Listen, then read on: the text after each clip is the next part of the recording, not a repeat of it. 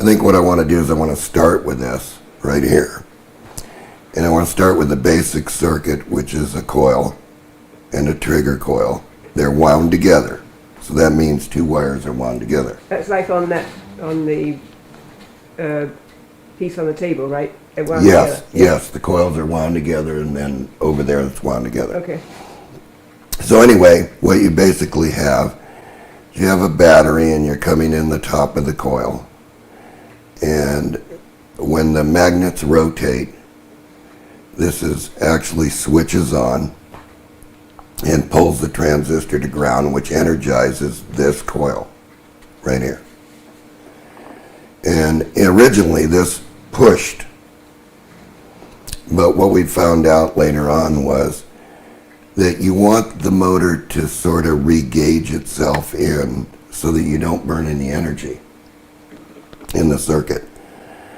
So if you arrange this so it's in a traction mode, where it's attracting when it fires, then the energy is far less in this device down here in the transistor. All right, now the output, when this switches up and down in the basic motor, it's generating what we call a spike or a radiant pulse type energy, which is a spike. And basically what we want it to look like when you look at it with this scope is like that. Okay. And this, of course, would be the battery level, and this is the output from the coil when it flips the opposite direction. And what the idea is you capture this pulse with this diode and you send it to the secondary battery. So you're storing everything that you're wasting in the motor. Nothing's being wasted. Now here in this depiction, I've shown you that you want the top of the coil so that when you look at the windings, they're counterclockwise. So you want them to be counterclockwise. And that will put this motor in a traction, because if you wind it the other direction, it's going to be in repulsion. Okay, so question on the bigger circle there, it looks like you've got the winding going clockwise. Here? No, on the bigger circle there, that one. Well, the wheel is going... Oh, that's the way the wheel turns. Yeah, okay. the wheel. Okay. But the wheel can go any direction, Pat. Okay. So it really doesn't make any difference what direction it's going. So it will start in any direction with it. But we would like it to be, for all the efficiency of it, we would like it to be in a traction mode, because then we're using what Tom Bearden talked about, re-gauging, where we're re-gauging the electromagnetics in the circuit. So we're actually pulling the motor in for free. Mm-hmm. We don't want to burn energy pulling it in or pushing it out. Okay, when you push it out, you're going to burn energy because it's a push. You want it to come in for nothing. Of course, in the re-gauging type motor, this type system, remember when it's going in, it's being attracted in, that you only have half this pole piece that it can attract into. So I'm going to put it here so you can see that. If this is the pole piece, you only have half this pole. So the magnet can only be pulled in to that half. In other words, it cannot go all the way past the half line, all right?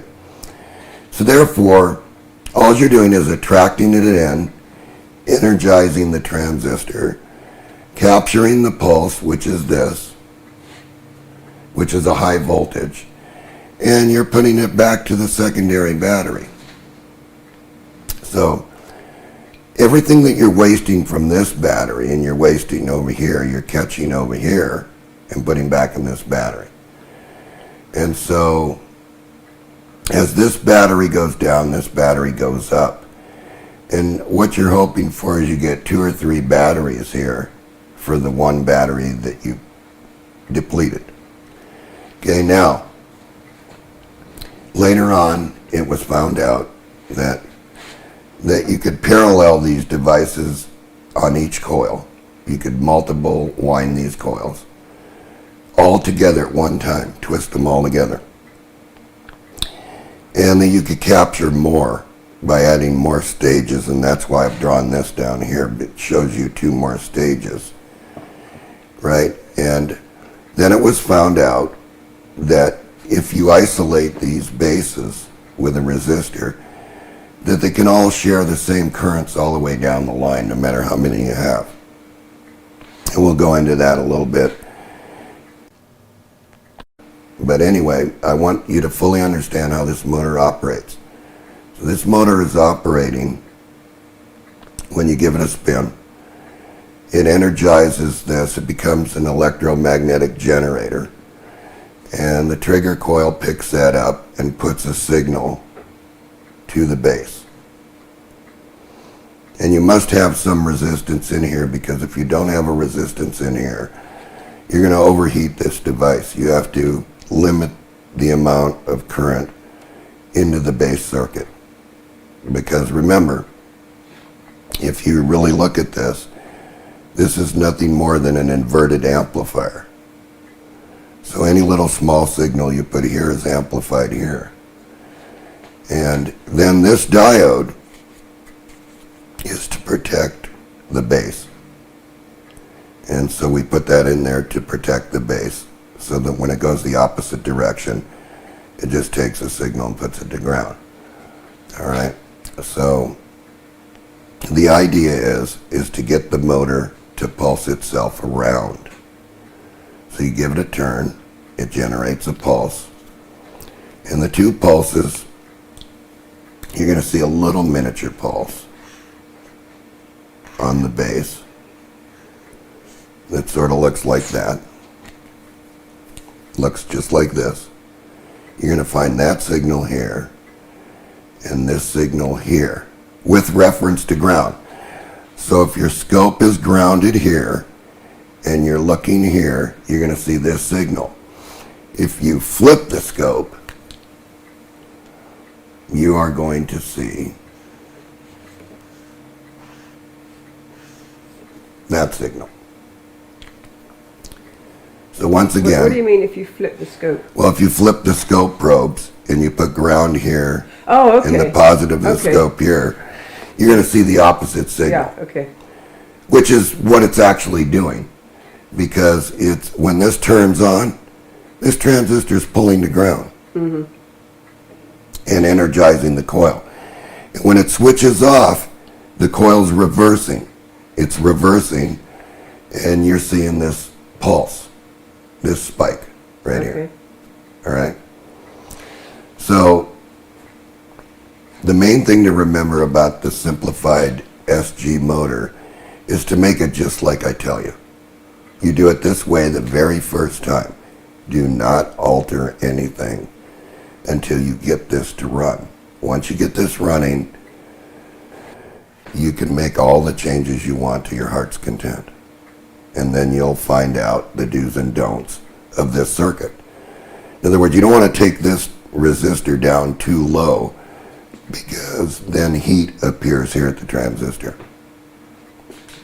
So we want to kind of keep it where it's going to start the first time, so you can get an understanding of the circuit and how it's capturing its energy to the secondary battery. Now, you'll see the spike here, which will be this. You'll see this signal right here. But on this side of the battery, you may not see that. You'll just see the higher voltage. So wait a minute, how are you going to see that? Because you've got a little monitor on it. Yeah, you put the scope here on the battery. Okay. And then by turning the gain of the scope up, you're going to see these little spikes that are appearing, that are high voltage spikes, and that's actually getting into the battery to change, to make the, to charge the battery. When you say high voltage, John, what sort of are we talking about? About 300 volts here. Okay. So about a level from here to here is about 300 volts. Okay. depending on how you wind the coil, how many turns you have on this coil. I suggest when you make a basic motor, you start out with 6, 7, or 800 turns on this. And remember, both wires, one real small wire and one real big wire. So nothing more than a number 20 wire on this side of the circuit, and nothing less than a number 23 wire on this side of the circuit. Okay. So if we put this here so you can see that. Number 23 wire. Okay. And number 20 on this side wire. And the total turns, nothing less than, I would say, than 700 to 800 turns.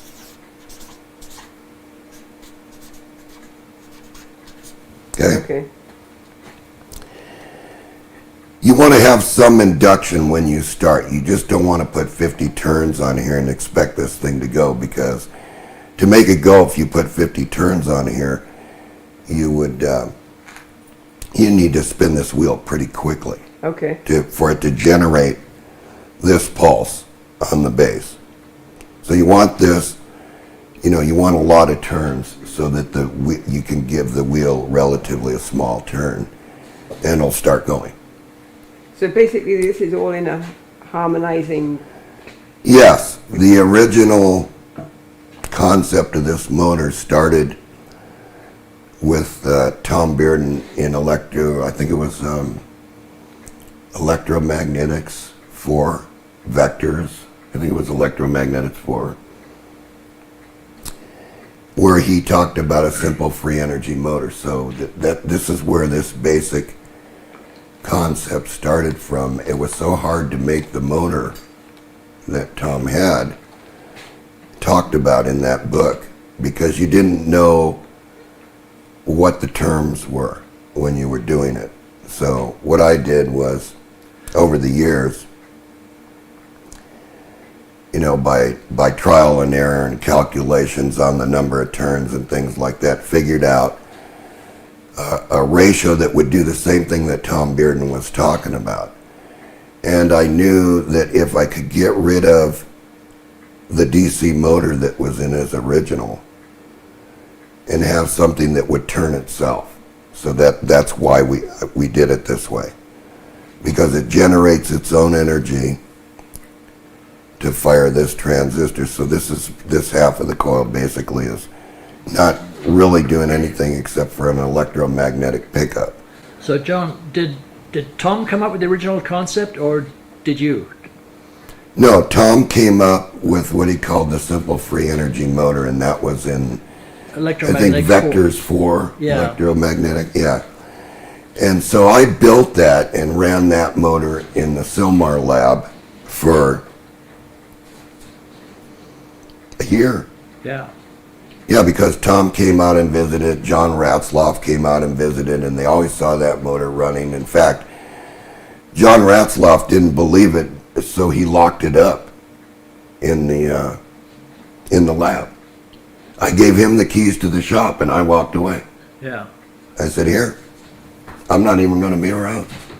You're the guy here." So he locked it up, and he came back the next day, and it was still running and still charging the battery. But the problem was that with Tom's concept, is it used brushes, and it used a DC motor, which wasted a lot of power, which was, say, 40% or so. Now, we're not saying that was all bad. What we're saying is, why would you want to do that? Why would you want to run a DC motor and then have it turn a generator and have it switch back and forth with carbon brushes, where you'd have to replace something? Where this was much more convenient once it was analyzed what that thing was doing. This was much more convenient to do. And so what I did with this was a little girl came to me by the name of Shawnee Bauman, And she said, I got to do a junior high school project or grade school project, whatever it was. And they gave her this little matchbook motor to make, which was you wind it around a paper clip, hook it to a battery, and you're lucky if you can get the thing to go. And I said, come on, here, why don't you build this motor? I'll tell you what to do and you build it. And she did that. I think she won 4 awards. And then never could participate again. They came to her and said, you can't participate in the science fair anymore. And then nobody ever knows after that what happened to Shawnee Bauman. But once again, I'm going to tell everybody, do not change this.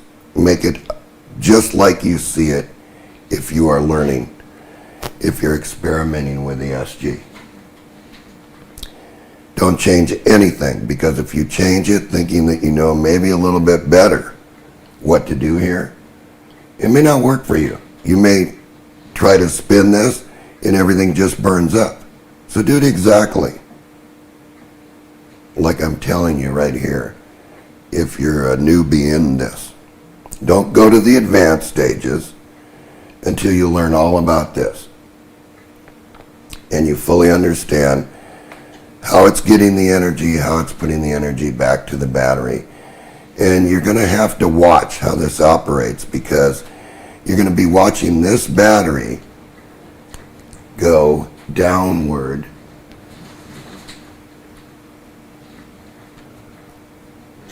okay? You're going to be watching, now I've drawn it backwards, and you're going to be watching this battery. What you want the thing to do is come like this.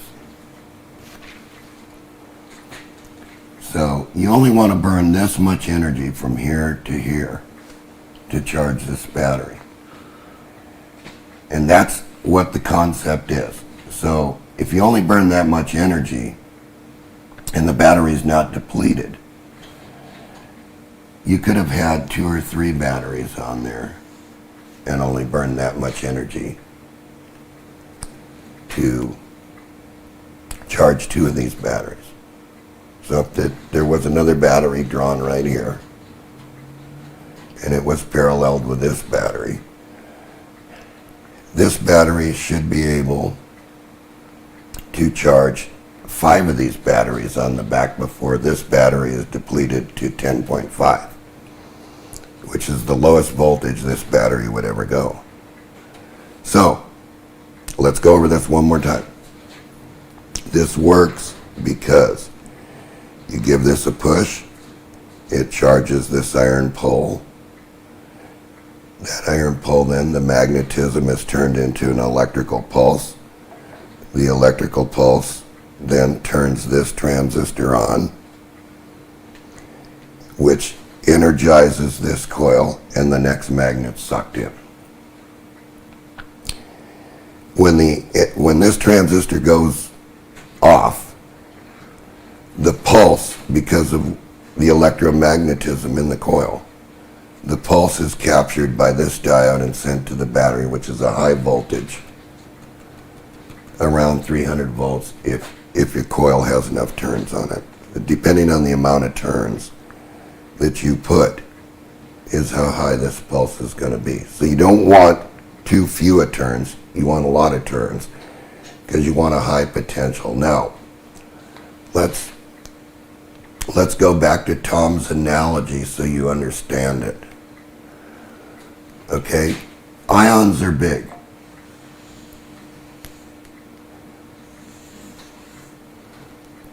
And to charge the battery, you got to move those ions. So you're moving the ions in this direction. So to make them move a little bit faster, all the electrons are building up around the outside of the ions, like this. And that's pushing it to this plate in charge. Then the ions are moving the other direction to this plate over here.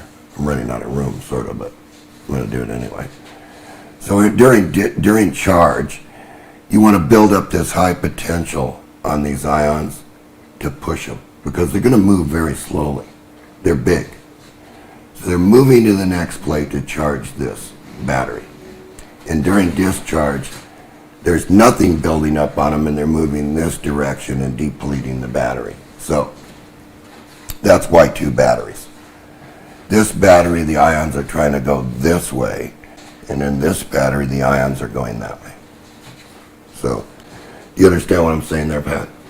Yeah. In other words, you're building up this high voltage electrical charge on these, and they want to move a little bit faster to that plate. Okay. So, and at the same time, if this battery has been sulfated, in other words, unusable, where you can barely get a charge in it, this is very good for it because this is actually breaking, this high voltage pulse here is actually breaking the sulfation off the plates. And so when you look at the plate, we can just look at the plate like this. This is all sulfation that's built up. And this sulfation will not allow the electrons and the ions to move. In other words, it's like an insulator in here. So what you're doing when you use this high voltage pulse is you're like cracking these and the sulfation's falling off. Yeah. And it's falling in the bottom of the battery. So it's good if you have a sulfated battery and you use this type of system to desulfate it. It's good to wash the battery out then and then refill it with acid. How would you wash it out? You would dump it out in a pan, and what's going to come out in that pan is going to be everything that is accumulated in the battery on the bottom. You're going to shake that battery up, and after you're charged with this, and after you do that a couple of times and you've gotten all this sulfation out, you have a good battery. You have a battery that's usable, you can use for things. You know, so basically I want everybody to understand, and that's why I'm going over this. Do not change the circuit. Do it exactly like you see it here. And this will operate the very first time and show you what the theory is on how to recharge the battery with a secondary battery. So where are we going now, John? Well, we're in the second stage of the SG, but now it turns out to be not a schoolgirl anymore. Turns out to be an SSG. And that stands for Simplified Schoolgirl Motor? Yeah. Except advanced. Simplified but advanced? Okay. Well, much advanced, because now what's going on here is we're using the same set of magnets. And we're also, again, I'm going to point out to you that we're in the attraction mode, so in the regauging mode, so that it regauges to the next cycle. All right, except for one thing here. We're still using the same trigger coil right here, but this time you notice that all these coils are multiple on the same coil, so they're all wound together on the same coil all at one time. Number 20, I'm going to put it down here again. These would be all number 20 wires, and this would be a number 23 wire. Okay. So these basically could be all the same color, red, and this one could be green or blue or clear, whatever color you wanted to determine, you know, what the trigger portion of the unit is. And now if you notice this... Wait. What do you mean? What does the color have to do with... Color has nothing to do with anything, It's just a color coding on the wire, is it? Yeah, just so you know what the trigger wire is. Which one the trigger one is. Yeah. I see, okay. But I mean, you should be able to figure that out too, because a number 20 wire is bigger and a number 23 wire is smaller. But I have seen in situations where people have reversed these wires around. and then couldn't figure out why nothing's working. Okay. So, what I want you to notice here right away is now there are 4 coils in here and 1 trigger wire. So that's 5 coils together. Notice each one of these coils has its own diode. Right. That means that these spikes are being generated very quickly, sort of like that. And that means that the base signal is going to follow this signal, but much smaller level, as we covered earlier with the schoolgirl motor. So remember, that's you're going to see this signal with the scope probe grounded correctly, using its ground tab and then putting the probe on the coil here where the diode is. This is the signal that you're going to see. So what's the added benefit to doing it like this? All right. Okay.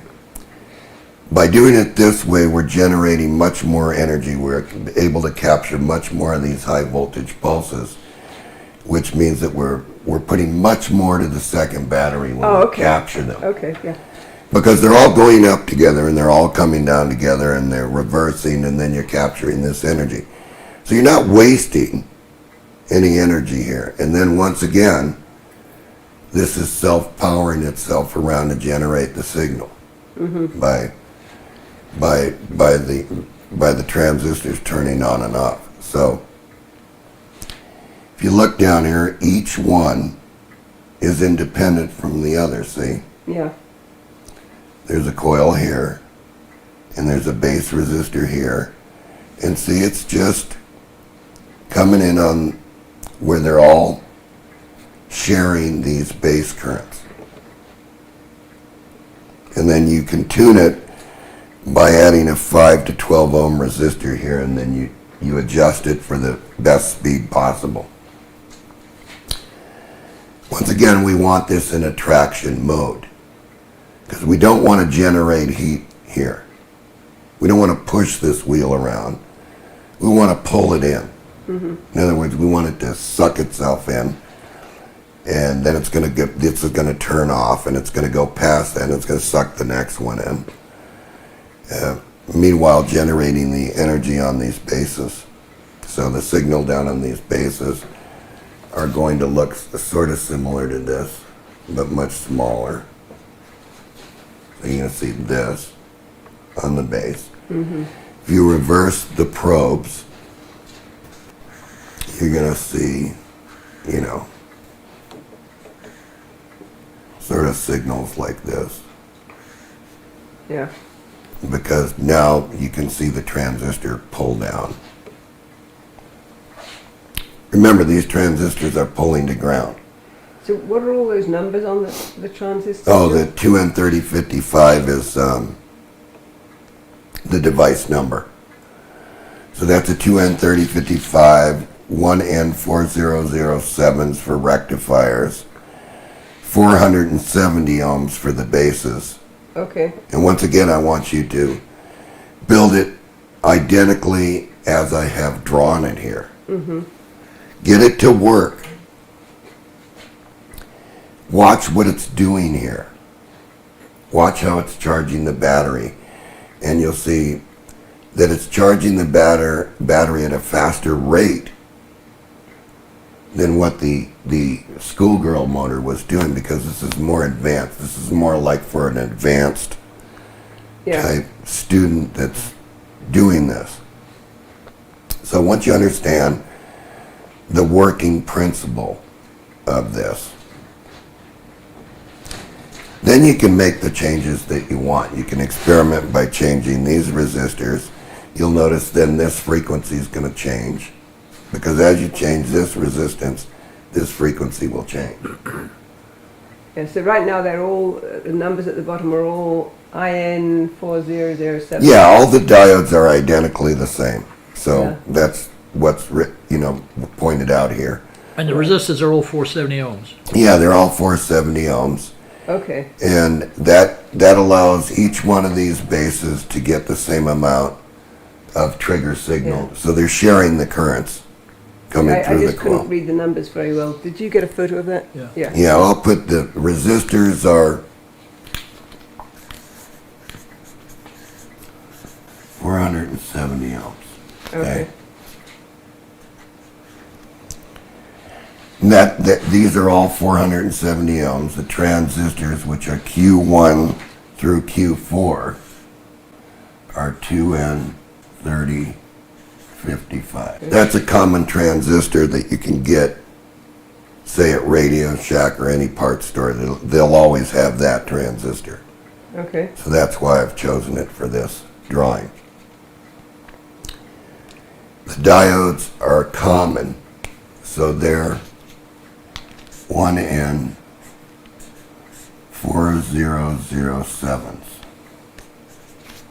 Okay. That means that this is a 700 volt part. Okay. This 7. So if this was an N4001, it's a 100 volt part.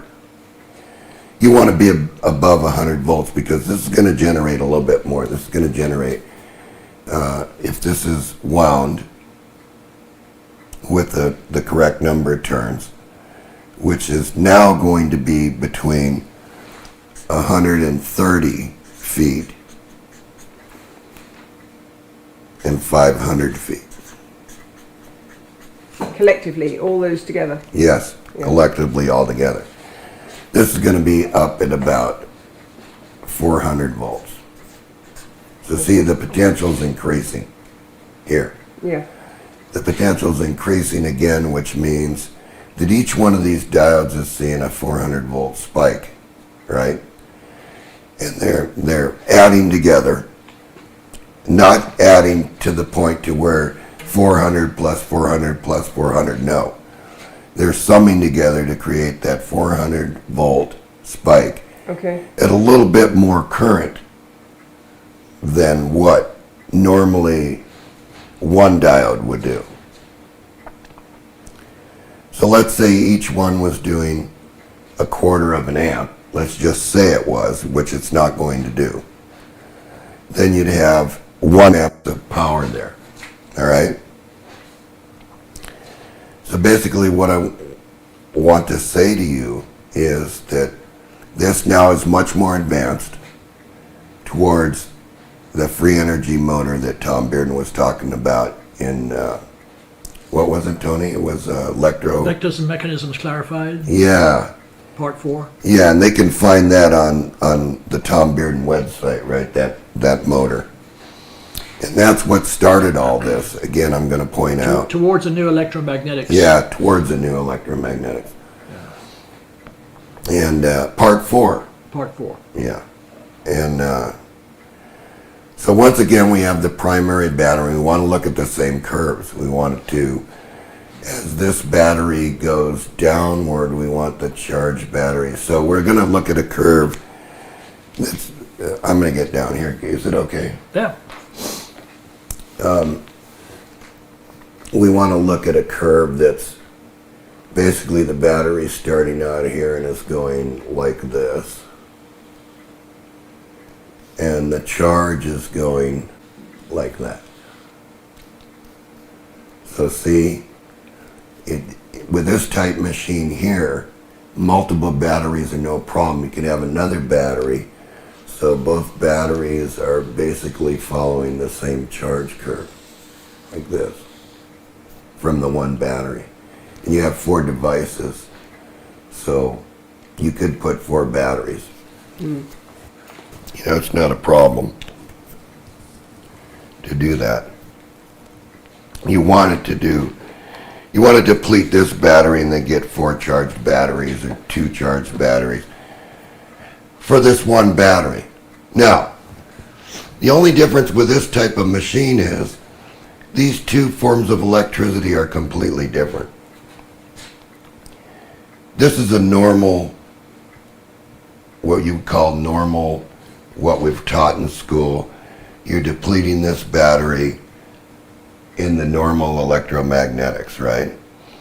And on the other hand, you're charging this battery with an electromagnetics that's talked about high potential. In other words, like almost like static electricity, but not quite.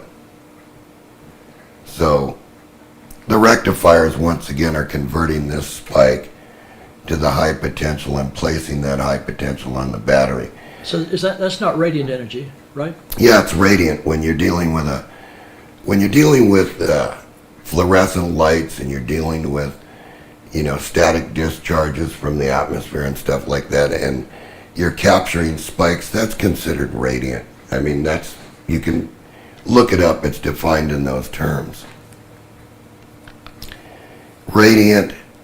Some people want to call it etheric energy.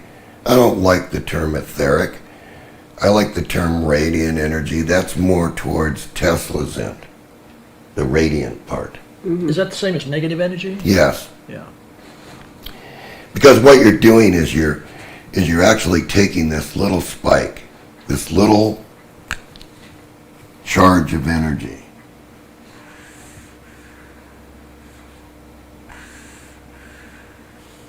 that's a good way to look at it. There isn't very much current in here because it's not very wide. What it is it's a high potential all at once. Bang! That's what is forcing these ions, the charges building up by that little spike. No current, basically.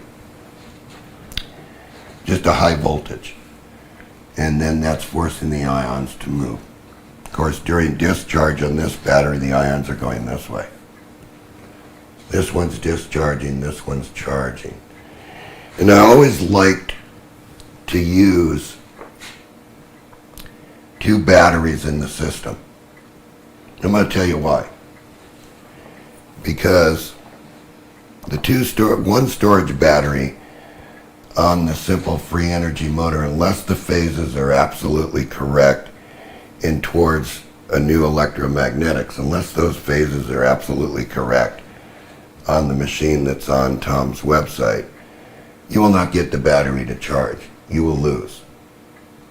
So timing is very important, too important to goof around with something like that, unless you have a lot of experience in this, in how to trick the one wave and then the other wave. If you can't do that, because what you're actually doing is you must be able to charge the capacitor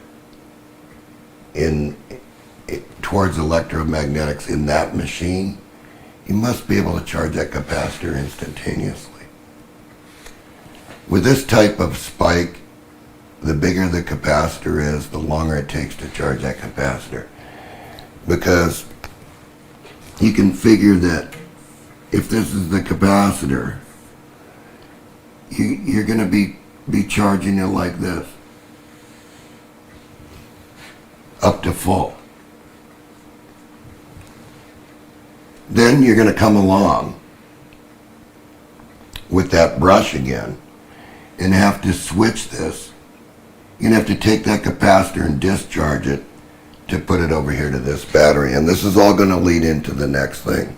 But point is that with very small spikes like this that don't have very much current in them, it's going to take you a while to charge 60,000 microfarads. It's going to take you a while to do it, especially if this thing is not developing and it's all tuned wrong, right? It's going to take you a long time to get this charged.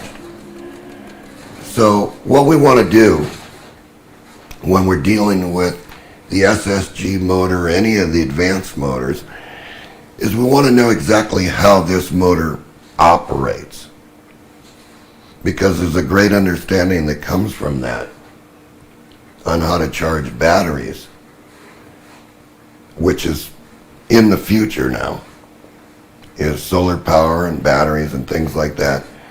We want to know how to get this battery charged if we only had a small amount here. In other words, if we only had a small battery, and we want to know how to get as much as we can out of this system to get the 2 batteries charged or the 3 batteries charged. Now, some people, it's been reported to me, cannot do it. They just can't do it. No matter what you tell them, they can't do it. There's others that can get 4 or 5 or 6 batteries to charge with no problem at all. But like I've always said, when you're into these type mechanisms, this is a brand new field. This isn't a field that's taught in electrical engineering. So once again, you're dealing with a pulse motor. You're capturing the wasted energy in the coil itself from the electromagnetic pulses. You're rectifying that to a high voltage, and then you're sending it to this battery. And what is this battery doing? It's being charged by these pulses. Energy is being derived to rotate the motor around too. If you really look at the signals, what's actually spinning the motor around and around and around is this high potential spike. So you're not only generating it in the base circuit, which is the trigger coil, which they call trigger. So you got a trigger, I'll just put a T here. And that's your trigger coil. This is generating this small impulse, you know, that looks sort of like that. And that's what's telling this transistor to turn off and on. And so they're all doing it at the exact same time. So they're all going up and they're all coming down. And if one of these was to go bad, say shorted between the base and the emitter, they all cease to function. You will not get them to function, so your motor's not going to run. And if they short from collector to emitter, what's going to happen is this motor's going to lock in position, and no matter what you do with it, you're not going to be able to turn it on until you find which device is actually shorted. And I've seen that. And I see that happen when either the resistance on the base is incorrect, or this diode isn't big enough to capture to handle the spike, or there's something that occurs that you're not really expecting, where it just puts this spike right to the base automatically and nothing's protected, and then it just shorts that device. So what I'm telling everybody is you build it exactly like I've showed you here. To study this. I have a question, Yeah. John. How does it flow around that? Which way does it flow around all that diagram? Does it go 2 separate ways? Here, come. Well, you're talking about this spins around, right? Yes, this is going to spin whatever direction you want. In this case, we're going to spin it Right. that direction. And it gives a trigger to this? When the magnet, here, can you catch this, Tony? Yeah. All right. So we have a coil that's sitting here, and it's got a piece of iron in it, right? And that iron, this coil Right. is inside this Right, iron, right. right? And there's nothing going on right now. There's nothing that's generated. There's nothing that can be caught except ambient, whatever. This is an iron pole, right? Right. So when the magnet starts to come across this, Right. it sort of charges up this iron. Right. When the magnet leaves, it breaks the iron, and you get this pulse. Right. See? So this magnet goes past, Right. and then the iron discharges and creates the magnetism. In other words, right now it's a magnet when it's charged. Okay. So this field is, you know, like this around this coil. Okay, but on this, when it hits the coil, which is here, right? No, it hits the iron It pole, hits the iron, right? right? Does it go this way or does it go this way? It goes this way. No, right? this charges up. In other words, it becomes a magnet. Okay. When the magnet leaves, it's not a magnet any longer, it discharges. But this is a trigger. Right, So so what it does is induce this current into this coil. Uh-huh. And that's the trigger. And then this turns this on, which then in turn turns this coil on, Okay. which causes the next magnet to be attracted into it. Okay. So this is a separate thing down here than this. Yes, this Yeah. is all part of, this is the coil, Right. this is part of the regeneration system, Okay. and this is part of the electronic triggering Okay. that tells this thing to keep going. Okay. So do you see what I'm saying? Do you understand that? In other words, you have to charge the iron. I'm trying to see little arrows going around the circuit. Well, maybe we can cut over here for a minute. All right, Pat, here it is. Mhm. There's nothing going on in this. See, Right. it's magnetically locked there. See Right. it? See that? Okay, but the minute I go like this, and I cause that magnet to come across the coil, the minute I get it to where it electromagnetically It starts to generate the this trigger signal here, then the motor runs. Okay. And it continues to run. Okay. In this motor's case, there's no recharging of any battery because it's just to demonstrate the principle of induction, what you're talking about right here. This is the same way an easy way to put it is like your lawnmower works. When you give that cord a pull, it's firing the magneto because of the magnets. Okay. And then the spark's generated, and that's igniting the gasoline, and the engine just takes off and runs. So basically, that's what's happening there. It's generating a spark to these bases, right? And that spark, in turn, is turning this device on, and that's turning this coil on, which is sucking it in the next time. So it continues to run. Okay. All right. And that's basically how this whole system operates. So in a way, it self-generates. It doesn't use any power from the battery to generate that signal. So Yeah, I think I was confused because I was seeing the power coming from here going into and then these going back coils. over here, and I was trying to see where it was going. Yeah. Well, it only goes back over here Yeah. as soon as the spike is generated and you can Right. capture this. Yeah. Then each one of these is capturing that amount of energy, right? And sending it back to the second battery. Like I said earlier, I like two batteries because I can watch what this one's doing Yeah. and I can make adjustments to this one to burn very little power, right? Mm-hmm. While gaining the most voltage I can get here to charge this battery. Right. And see, it's not a current type thing here.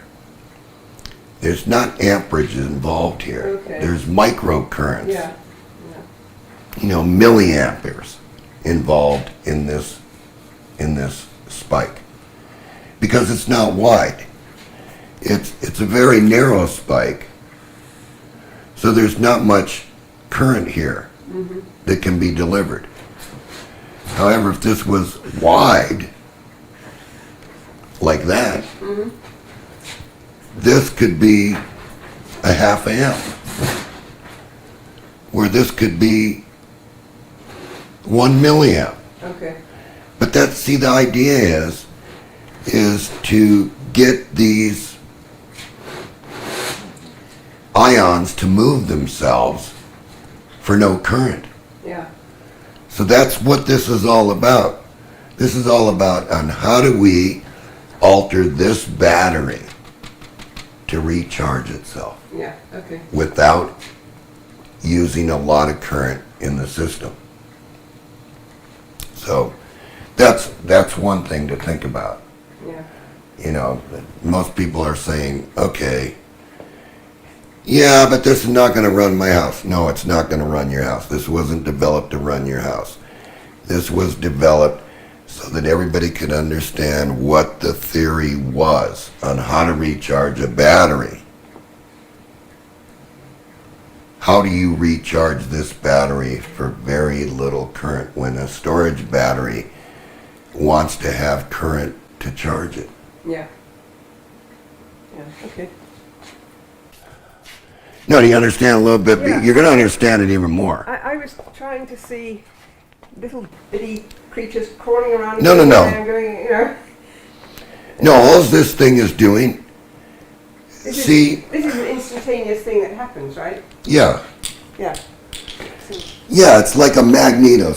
yeah, I was thinking, couldn't we have little arrows showing which way it's going? But it doesn't go like that. It happens in pulses. Right, it happens in pulses, see? Yeah. Look, Yeah. watch. Right.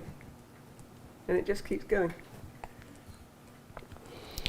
See, the problem with the simple free energy motor, which was this here, the problem with this thing is here, is you see, you got a DC series motor, and it's turning an energizer, which is like a generator, right? Then you have a controller, right, that makes these switches go back and forth. So in one mode, it's turning the generator and dumping it to the battery, see? Right here, Tom's got it drawn. Battery power to motor, see? To terminal. In other words, generator.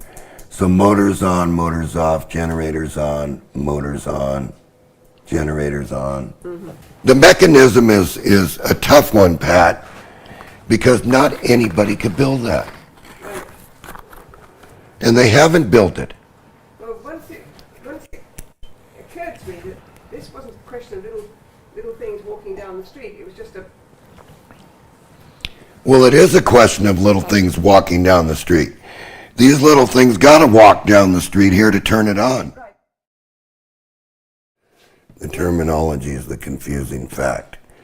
The machine's another problem because when you start confusing all the terms and you don't understand what you're dealing with, you don't advance. Yeah. And already we've had, is it a radiant or is it a, Yes. you know? Well, you know, one thing Tom does have on his website is a phenomenal glossary of terms. Yeah, It has 1,000 different definitions. right, but who's reading it? Well, the webmaster. Returning to this drawing.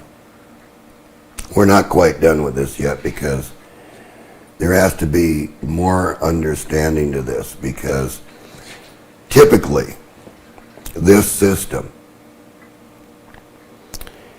is nothing more than a simplified form of towards a new electromagnetics for the simple free energy motor.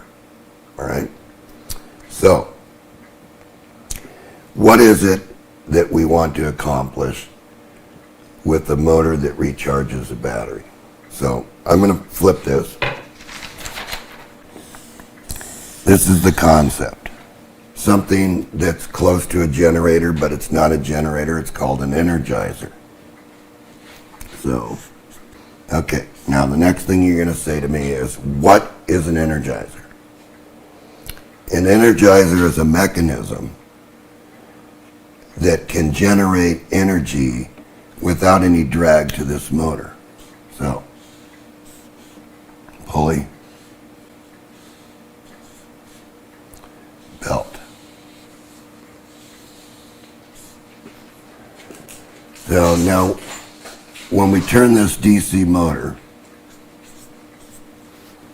on, it turns the energizer. And the energizer is basically what is known in simple terms as a flux gate or something that works on the principle the more impedance is applied to it, the less resistance there is in turning this.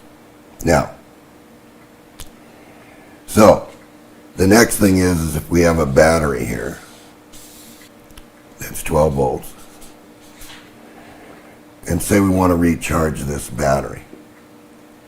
So if we build a switch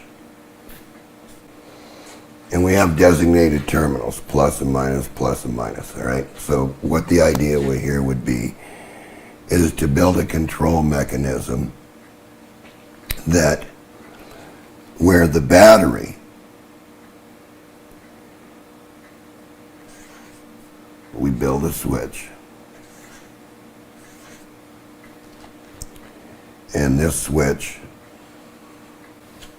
is controlled by something that turns this switch off and on. So now we have a negative portion to the switch. We have a positive portion to the switch.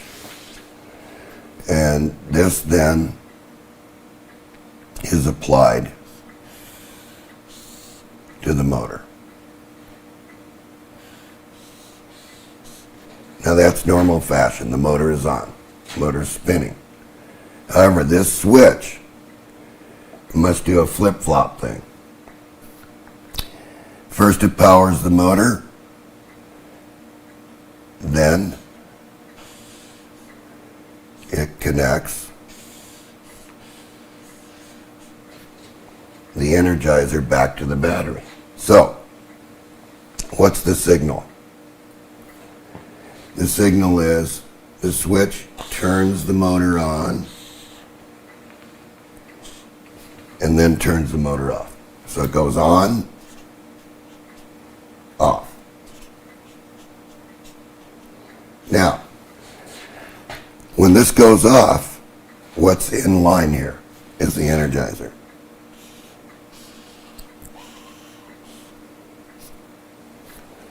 So this is the motor, M, and this is the energizer signal.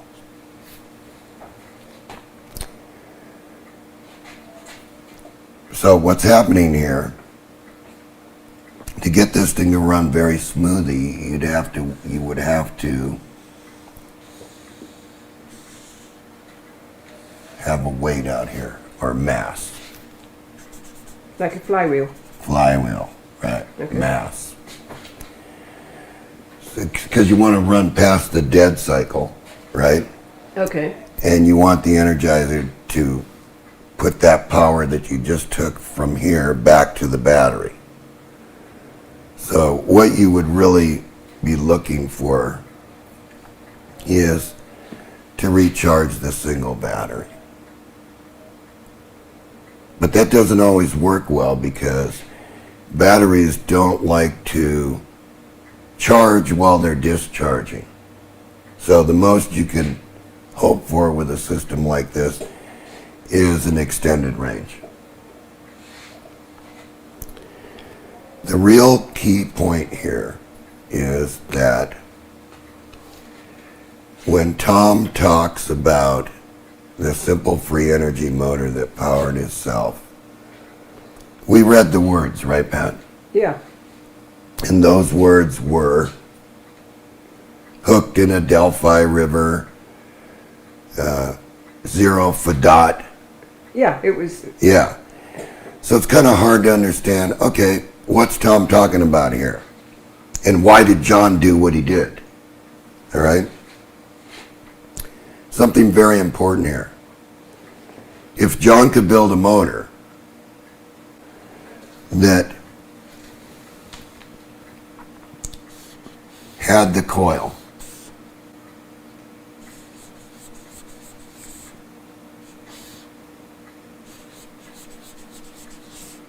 which is nothing more than the SSG circuit,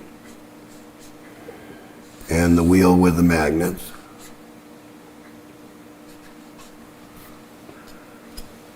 why do I need this motor if I can rotate this by itself from a single pulse? So, here's the analogy. I don't need this energizer because in this circuit here,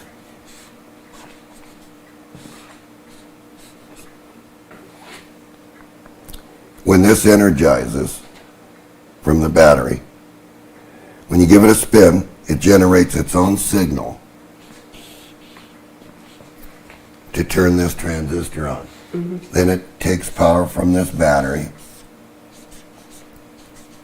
in a pulse.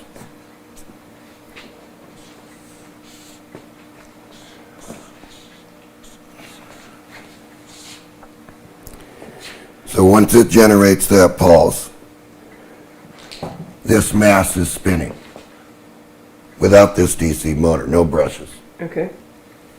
So I don't need to apply continuous current to spin that motor up. You follow me? I can supply a pulse. I can supply this little bitty pulse that will turn this coil on, suck the magnets in, Okay. and here is the trick, is called the energizer. This guy right here, what's an energizer doing? See, it's all built into one in the SSG. You have the mass, which is this wheel.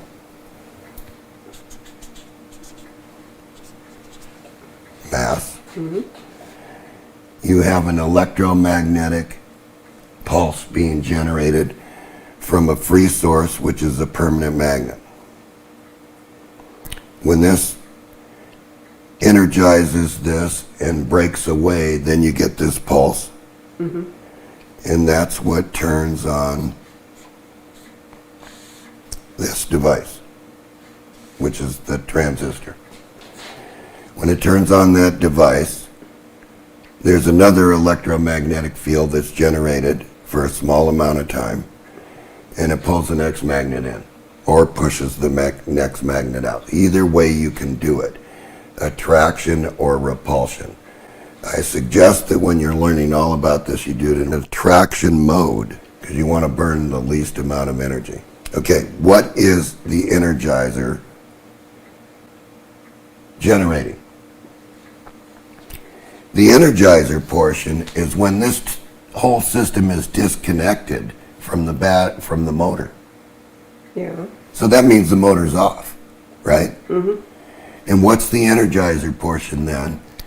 It's what was left in this coil that flipped around the other direction, and that is this, a massless charge. This is a high voltage charge, and this high voltage charge has no current available to it because it's so small. So when Tom talks about Delphi waves, he's talking about this massless, this charge without current. And that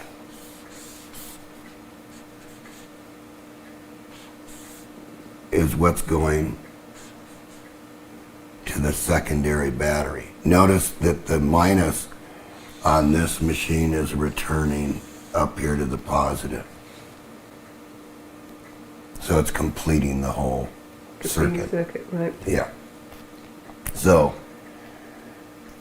this is why I do not do it this way, because I built it all At that level, yeah. in one machine to prove out the concept of a battery that recharges itself, except I isolated the batteries because I want to see it. I don't want to just go ahead and try to put this back and then build another set of switches that completely turn everything off. All right? Now there's only one other way around this so that you can see the battery in the front bounce up and down, bounce up and down. And that's if you put a capacitor here that you are charging. So now you have to hope that this charge can charge this capacitor fast enough to build it up to double the battery voltage, which would be 24 volts. And then when this contact comes over here, you're dumping this capacitor that's 24 volts against 12 volts. And this is staying at 12 volts because it can never go any lower than 12 volts. But there's another problem here. The next problem is when you're doing this way with contactors, you're generating arcs, and sooner or later that switch fails, and the machine stops. Gets stuck in one position, and that's it.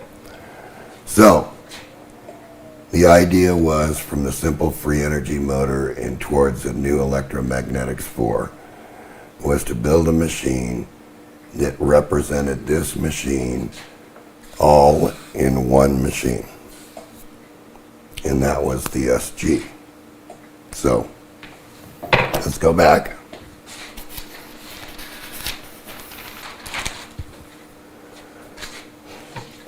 And here's your massless charge. Right. Where's the energizer portion? It's when this shuts off, when this turns off, it's actually the coil is your energizer, because this flips over and gives you this spike, and it's captured right here and sent to the secondary battery to watch the charge. So you have the whole machine without any contacts. Now, why did I use 2 batteries? Because I am interested in studying the charge. I want to see how this massless, currentless spike charges this battery. Once I understand how this charges this battery, it's easy to take the machine and make alterations to the machine. So, I'm hoping that you fully understand this. Do you have any questions about this, Pat? About you had said something about something here. Like I said, I was trying to see little creatures crawling along the wire. Well, basically, you could represent that. You could represent, you know, this current is flowing down this way to turn this on, and then the current is flowing, then this current's flowing down through the device, and then when this turns off, the current flows the other way, generating this spike, right, from the electromagnetic portion of it, which is actually a motor energizer. This is all built into one. So when we go back to this, we've built this whole machine in towards a new electromagnetics 4 into this machine, which is the SG, which is the same concept. Right. This is the energizer and the motor all combined into one, and this is the mechanism that's turning the motor by generating the pulse, by capturing this trigger signal. Anyway, I hope you understand the difference in concept, what exactly I was trying to do here when I built this machine, was to generate this Delphi wave, to study this wave, to recharge the battery here. What was it that was recharging the battery? What was happening inside the battery to do this? So, once again, it's the high voltage potential without current that forces the ions and the electrons to move at the same rate across to recharge the battery. So basically what you have here is a machine that is supplying a little electrical impulse to this coil to get a big gain out of in voltage to move this, the electrons and ions, to recharge the battery. So there's another way to do this, and it works very well. Once again, we have the SSG. And I'm going to point out again, you want the SSG in a traction mode. There's a reason for this. The reason is that you don't want to generate heat in the device. You want the motor to pull itself into the magnet, go past to generate this little signal, which is this spike again, this little spike, to turn this device on to energize the coil. And then it's pulled in again. All right, so let's go through this a little bit. Once again, I'm going to point out the coil this time, length of wire is 130 feet. So now we're shrinking the coil down a little bit, and we're making the magnets a little bit stronger, but we're not using neomagnets. Neomagnets are incorrect for this type of motor for the simple fact that you can't pull out of the lock. You have to generate more energy to do it. Now, yes, true, people say, well, I can space the wheel away from it. Fine, if that's what you want to do, but it's incorrect. You want to use a ferrite number 8 magnet. That's all you need to do this with. So you want to use a ceramic magnet. There's a reason. If something heats up with a neomagnet, you will lose the energy in the magnet, and therefore the motor will go slower and slower and slower and slower. Pretty soon you're not going to generate what you thought you were. Anyway, once again, we're generating our trigger pulse with this. Now this is much more advanced, this motor. We have one primary battery that we're using to still study the same situation in here. What we're doing with this is we are coming in here, and the radiant or the delphi waves or the massless current, which is this signal, is being charged in this capacitor right here.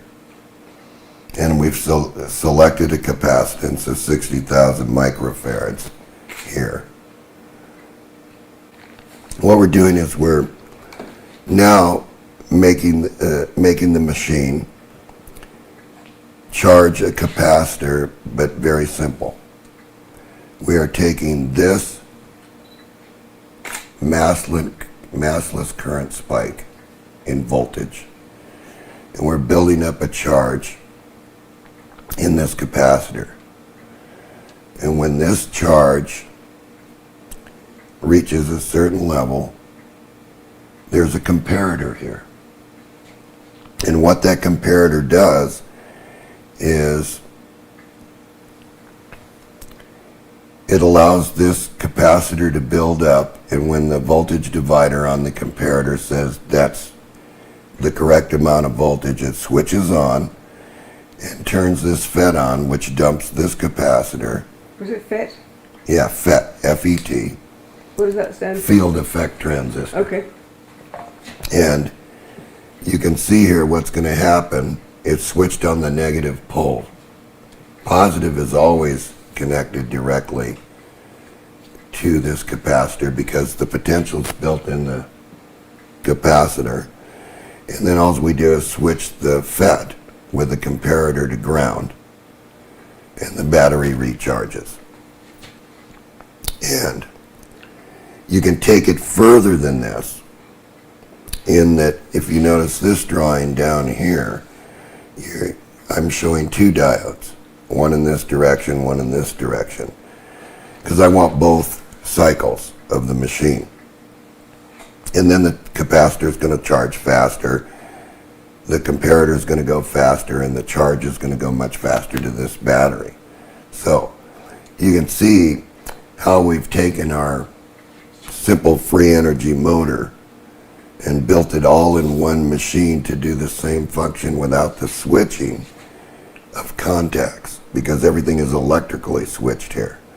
And by the way, the comparator is nothing more than I've showed before. It looks like this with all the FETs and the indicator that shows when it discharges by the flash on the green light. So in the earlier DVD series, you will see this comparator running on the SG machine. So, what I want you to understand here is this is much more advanced, much more sophisticated to do, and requires a lot of work for you to build this comparator. And the important thing about the comparator is you don't want this comparator to stick on. You want this to actually discharge the capacitor, which is going to look basically like something like this.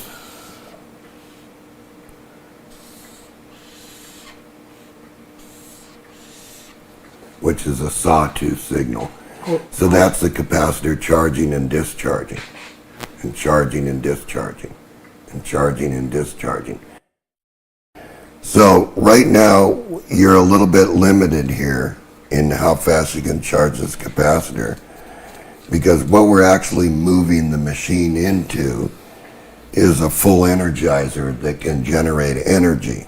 So a generator without drag on the wheel. In other words, we don't want to burn energy from the battery to generate energy to charge the battery. So what we're doing is we're taking this little bitty pulse, which is generated by the trigger. We're amplifying that pulse to look like that to get our 300 volts, or 400 volts in this case. And that pulse right there is what is charging the capacitor, because this part of the pulse is at the battery level. So therefore, that's not enough. This battery level is not enough if you put it here to do anything with the comparator to charge this battery.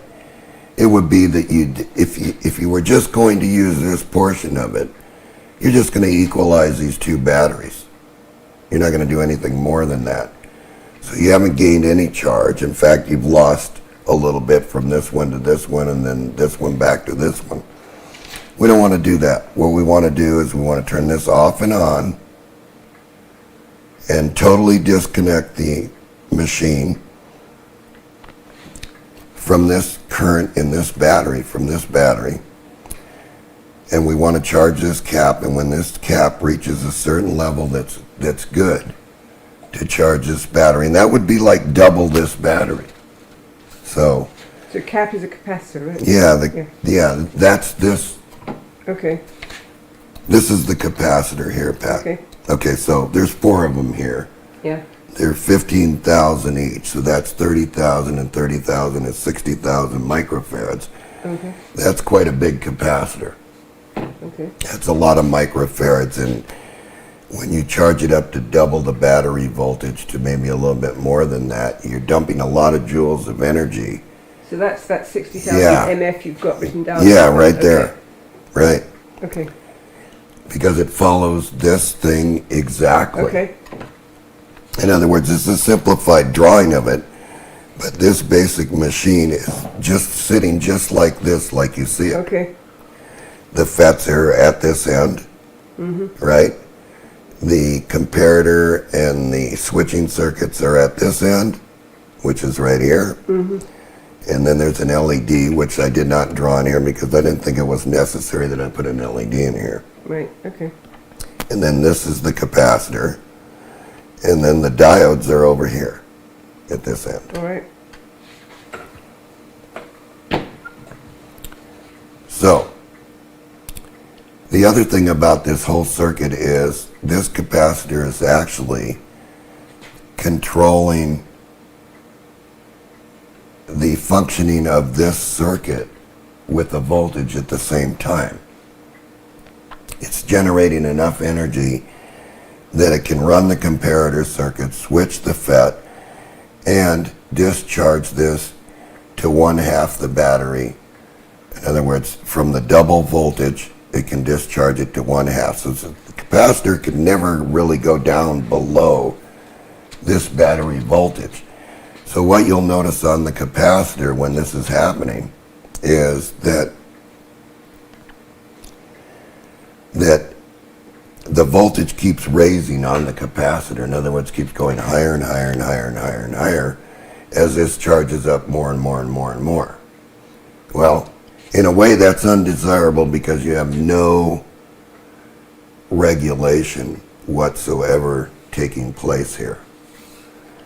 So you're at the limit of you're monitoring this battery with a meter. When the battery reaches 15 volts, you're saying, okay, my battery is charged. And you should shut off the machine at that time. Because anything more than that, this battery would want to try to keep raising, although it will not do it. It would want to keep trying to go higher and higher and higher and higher and higher, and that's just boiling the battery away. It's useless after that. What you want to do is you want to maintain this with some kind of regulation system, which will be talked about later. But once again, I want to point out to you, this is a normal SSG. This could be multiple coils, 470 ohms again. The same 1N 4007 rectifier, same rectifier here. Coil at 130 feet, number 20 wire. Trigger coil, number 23. Same set of wires, all twisted together. And again, when you look at the top of the coil,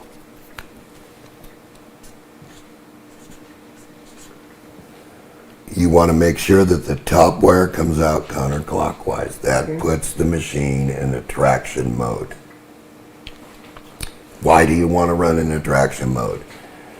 Traction mode, then no heat is generated in this device down here. You can put your fingers on it. It's cool to the touch.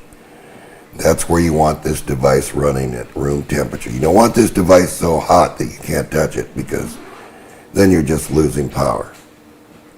So, once again, for the ones that understand what this circuit is with a comparator, to put the machine into generator mode, you would add this diode down here.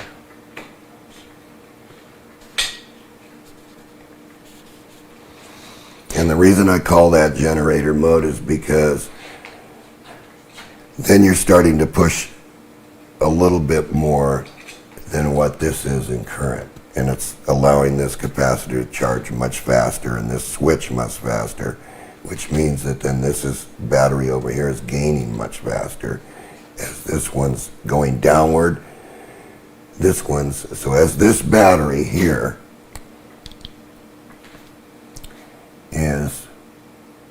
is going downward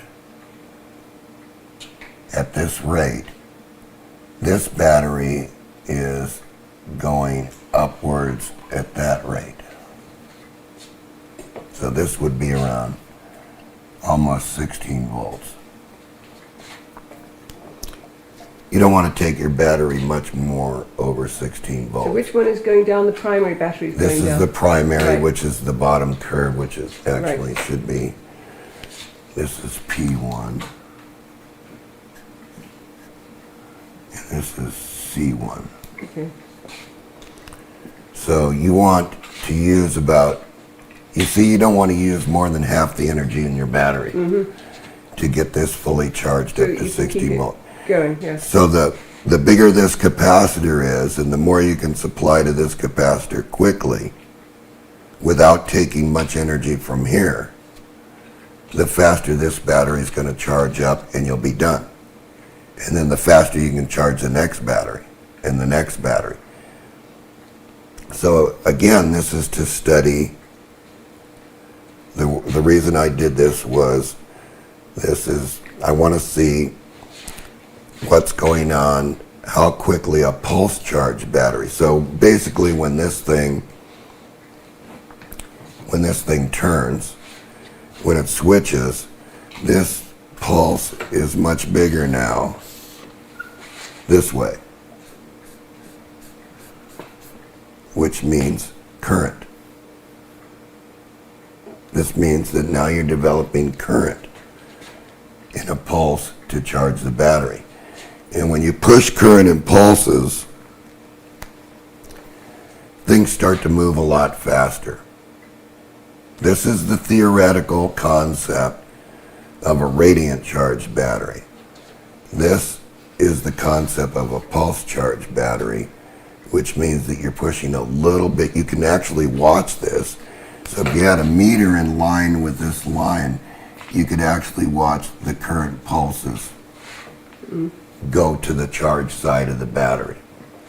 This one would be going the opposite way, this one would be going this way. So now, if we think about this, isn't the simple free energy motor this?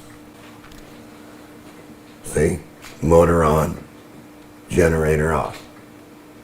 Generator on, motor off. Motor on, generator off. Generator on, motor off.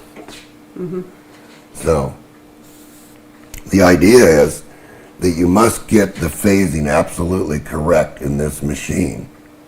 If you were to have a DC motor like we pointed out earlier and an energizer, these two must be 180 degrees out from each other. Right.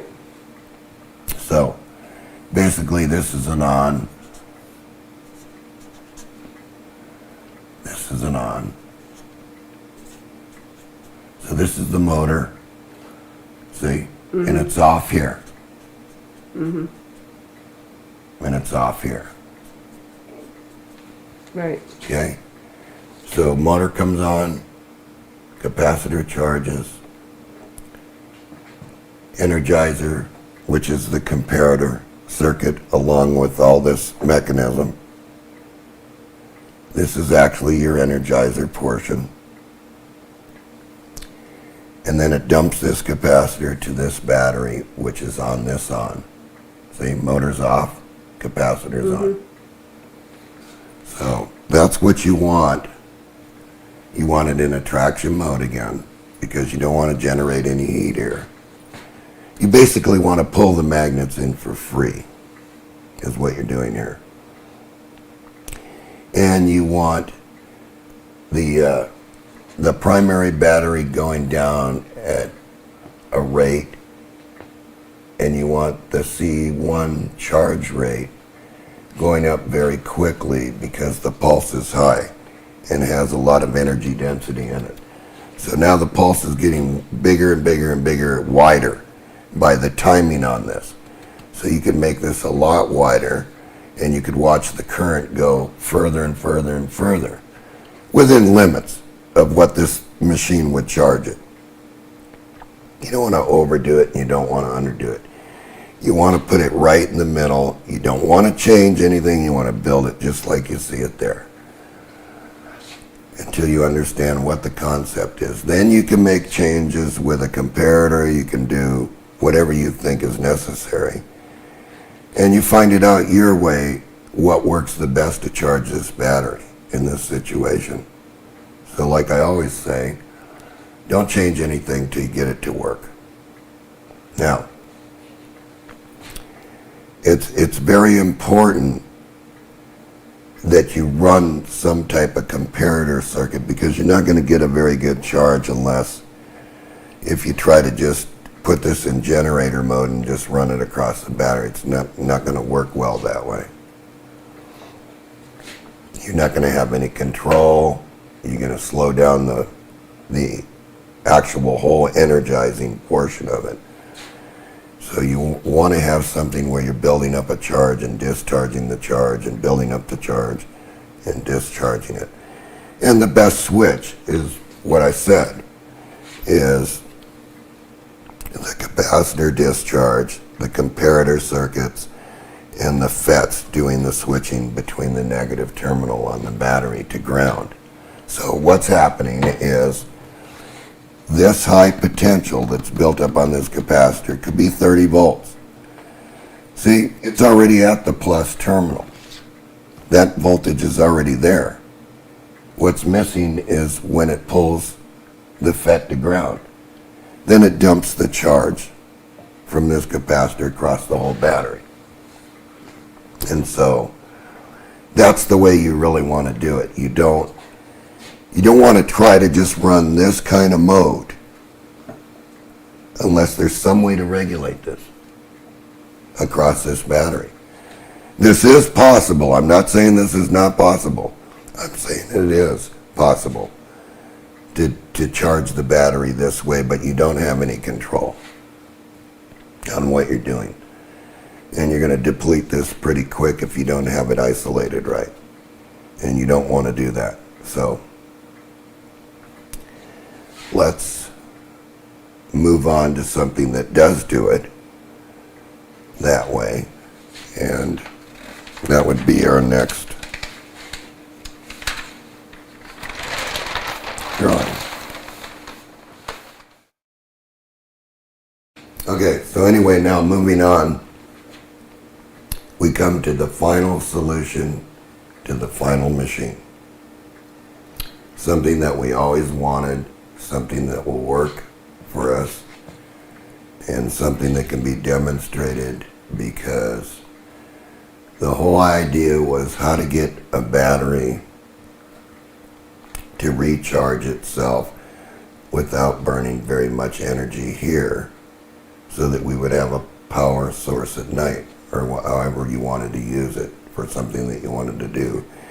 And then to be able to put the charge back in the battery really quick, because it's important that you burn as little energy here to get the energy from the energizer circuitry over to this battery. Okay, so now what we're talking about is what we call a linear amplifier circuit, which allows the SSG machine to be used as a generator. So once again, we build the normal SSG, multiple stages, multiple coils, although I'm just showing the depiction of one coil to make it easy, because otherwise they need a larger piece of paper to do this. Again, we want to be in attraction mode. We want to keep the same component values as a test. 240 ohms on the base, the same transistor, 2N3055, the same diodes, 1N4007, and this little star and this little star and this little star are all the same. So they're all the same diodes.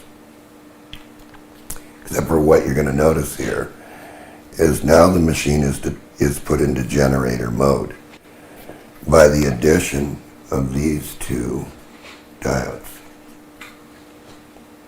A and B. So what we want to do is we want to trigger this machine on, and we want this to go up and down, up and down, up and down. We want to capture both portions to charge the primary filter. Now, the reason that I'm saying this, that you must convert to use a linear amplifier regulator, a linear regulator amplifier, you must do the conversions or you will burn everything out in the circuit, because linear regulators and the associated circuits do not like to work with any static discharge or anything that's considered radiant. So you must do the conversion. So you must do the conversion from this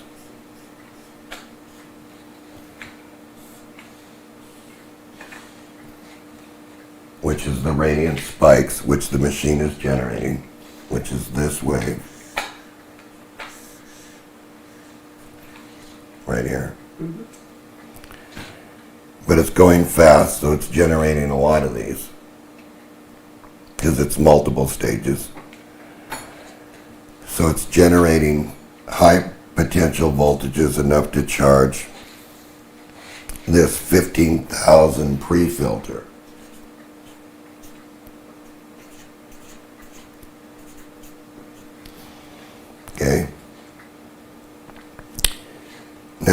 what that does is smooth this out a little bit to where you get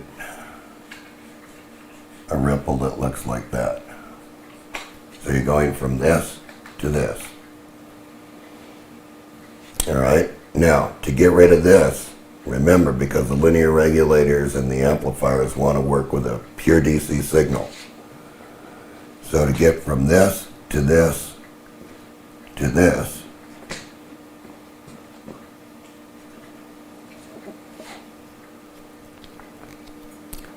you must have what's called a beta multiplier. Now, explanation for a beta multiplier. That takes a beta multiplier in the terms that I'm using it in are taking, and Zener controlled, it must be Zener controlled. I don't want to leave that out because you cannot take this over 30 volts. You don't want it going over 30 volts in this capacitor going over 30 volts because you want to stay within the ranges of the linear regulator and the amplifier. So this beta multiplier is Zener controlled, and the symbol for the Zener is this, How do you spell Zener? Z-E-N-E-R.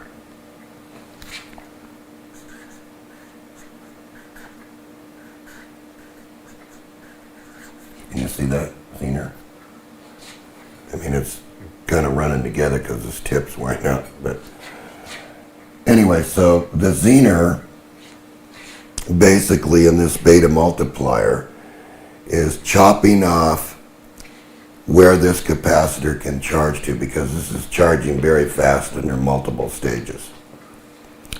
And so we must arrange a network inside the beta multiplier to only allow 30 volts to go through the beta multiplier, and that's done with a Darlington transistor. And anybody that is familiar with electrical terms, because this is much more advanced than the normal SG. The normal Darlington amplifier is arranged as 2 transistors. And that's 2 N devices, NPN transistors. So this could be 2 N3055s, this could be an MJ15024s, it could be anything that will allow you to build this multiplier. So, what is a beta multiplier actually going to do? It's going to multiply this capacitance with the gain of this amplifier. Which capacitance again? In other words, we only have 15,000 mics Okay. here, and we need a much smoother filter, because coming out of this we need something that's very close, very little. This has a little ripple on it like this. I don't know if you can see that. Can you see that okay? Yeah. And what we want to do is we want to take this down to a pure DC level almost. So we want the gain of this to multiply the capacitance that's on this base. So we come in with a pre-filter, which the Zener controls the voltage level that the capacitor can charge to. In other words, it can only charge to 30 volts. So if I can put that there. We don't want to be over 30 volts. We just want double the battery voltage. And then what this is going to do, the output from this, right here, from the emitter, is going to feed the regulator amplifier circuit, which is this block here. The linear regulator circuit, the amplifier circuit, and the feedback circuit. Then we must monitor where this battery is. So in a way, it's a control mechanism to only allow the battery to charge to this 15 volts DC. So what we're looking at is only 15 volts for a charged battery. When the 15 volts is reached, the green indicator comes on, the feedback circuit in the linear amplifier, in the amplifier circuit, says, I can't charge anymore, and I'm going to just reduce everything to maintain 15 volts. And what will happen here is the battery will go to float, the green light will come on, the red light will go out. As long as it's under charge, the red light will stay lit. And you can put a meter on here, and so you would hook a meter right here.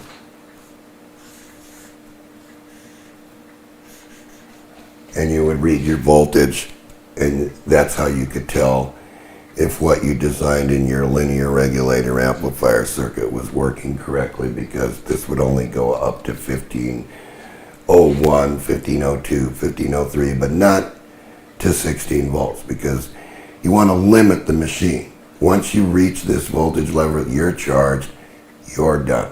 So 15 volts is a good number above the standing voltage. Yeah, you want the battery charged, you want the sulfation gone.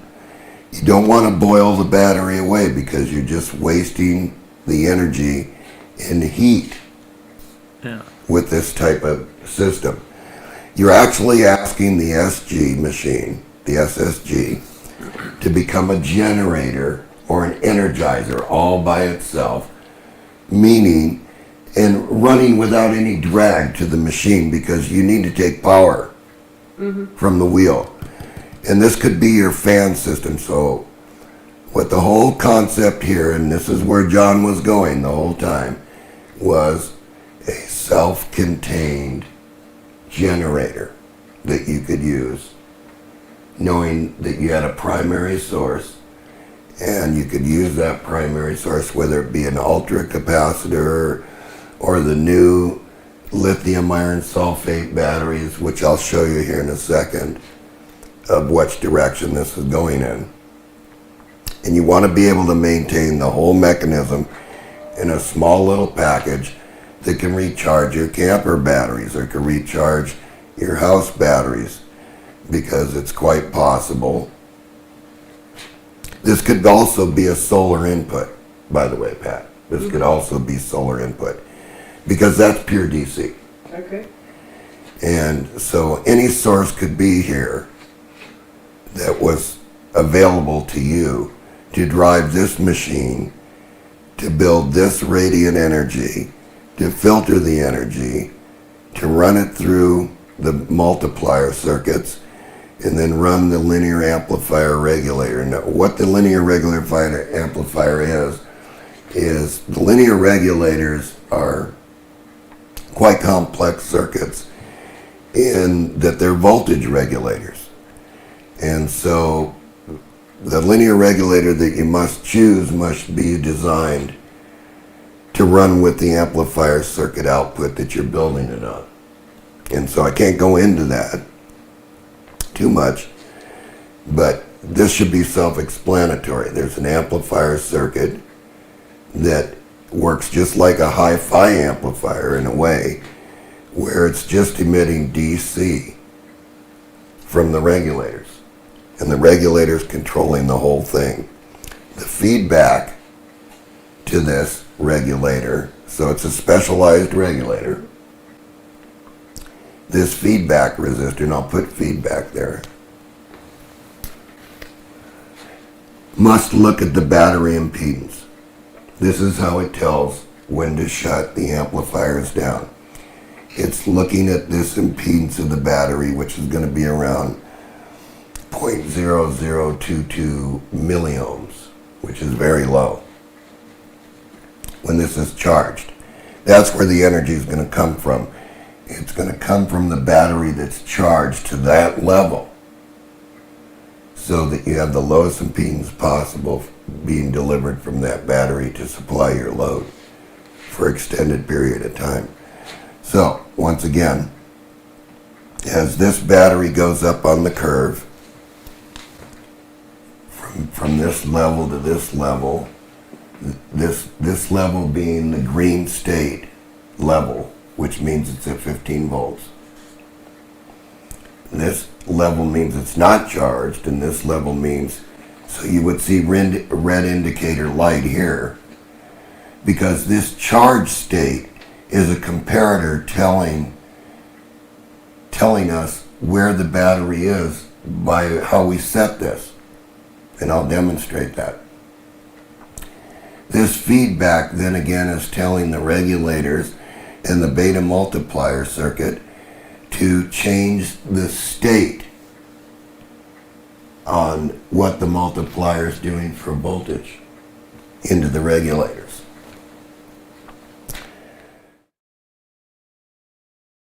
All right, anyway, I want to make a stern point here about the way this machine works. But I'm going to give you an explanation of a flux gate by flipping this over and drawing what a flux gate actually is. So that you understand, if you really look at the machine and the concept of the machine, you'll see that it's nothing more than a flux gate that's rotating itself with its own energy that is developing from these magnetic poles.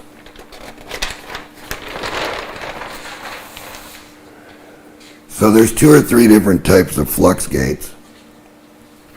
One could be such as this. North and south magnet. Iron. Non-magnetic shaft. Meaning copper shaft, meaning wood shaft, meaning brass shaft. Anything that's non-magnetic. Coil.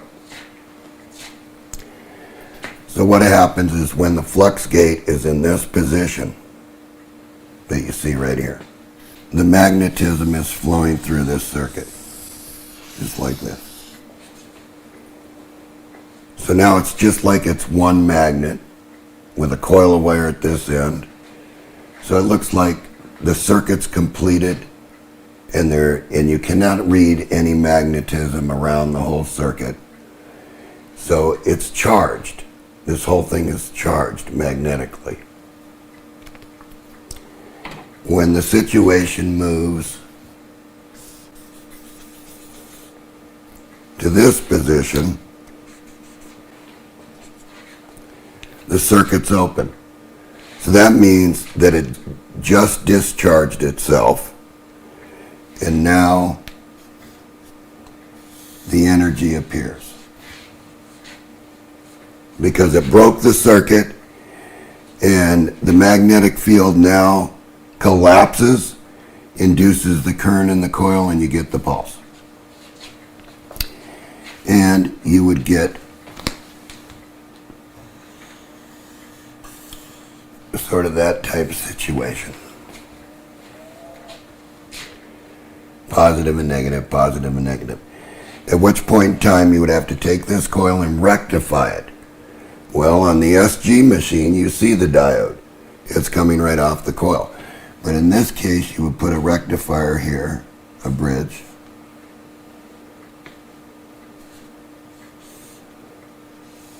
Charge the capacitor.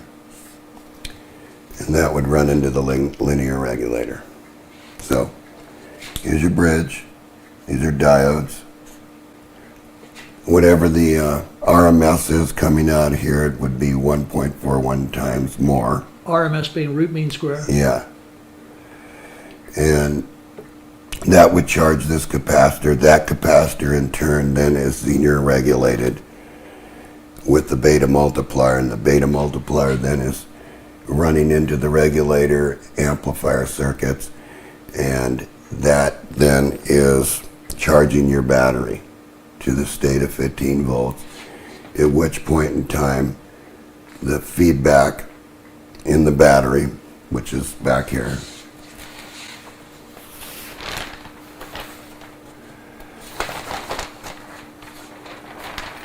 shows the impedance difference from battery being 0 voltage to charged voltage. Is going to show the impedance difference, going to tell the regulator to shut off, and battery's going to float at 15 volts. So That's the two machines that, so if you study this very carefully, you'll see this is nothing more than a flux gate that's rotating and generating the same signal, now in both directions. And that's being captured, controlled to a certain voltage level, multiplied times the gain on the filter of this amplifier, and then fed to the regulators.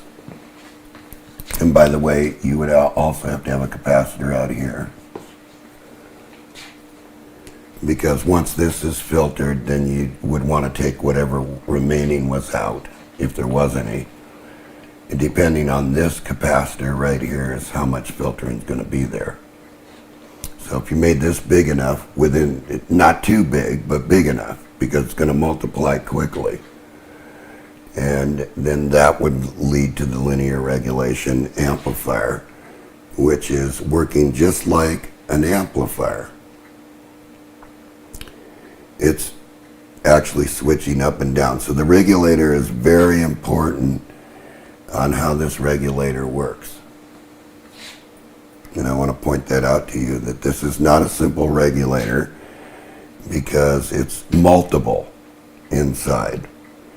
And then the devices out here are devices that can handle DC. And the best thing to use out here would be transistors and not FETs.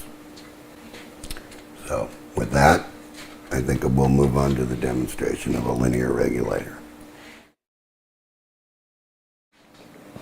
Now that I've discussed what the circuit basically was, I'm going to show you the final machine, which is nothing more than an SG. And of course, all your magnets are around here, all north poles.